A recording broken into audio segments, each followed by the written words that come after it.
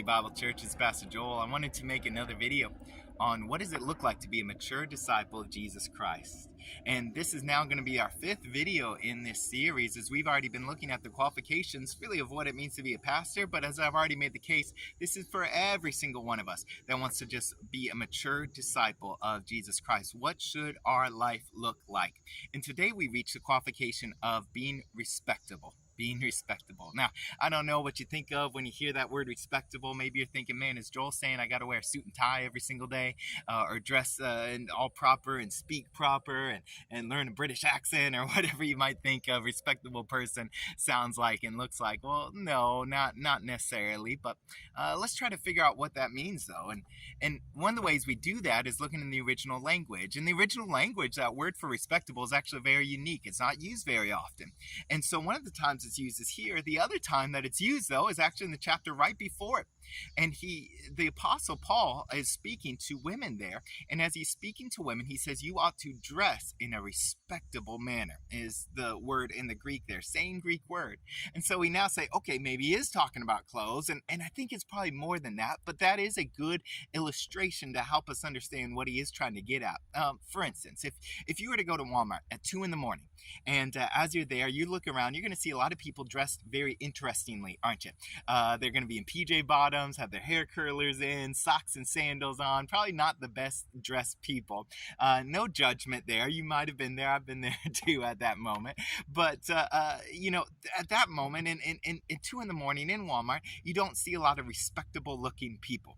Now, that's fine for Walmart, but if you were to go, and let's say tomorrow you go into the hospital because you have a open heart surgery scheduled for tomorrow morning. It's life or death. You might die, but right before you go into the operating room, the doctor comes out to speak to you. And as he comes out, he's also in PJ bottoms and socks and sandals, and he has his hair curlers still in.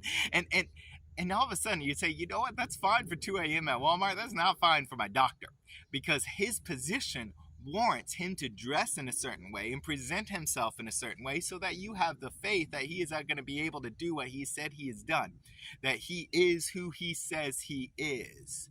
And I think that is what the word respectable is really getting at here. Because for us, it's more than just our clothes, but that's part of it. It's more than our speech, but that's part of it. It's more than our behavior, but that's part of it. It's all of these things put together. Are we being respectable? Are we portraying to the rest of the world who we really are and whose we really are? Did you know that if you are a Christian, then you are a child of Jesus Christ, a co-heir of Jesus, and a child of God? Did you know that? And so in the same way that the royal family, you're never going to see them out at Walmart in the middle of the night not looking well, right?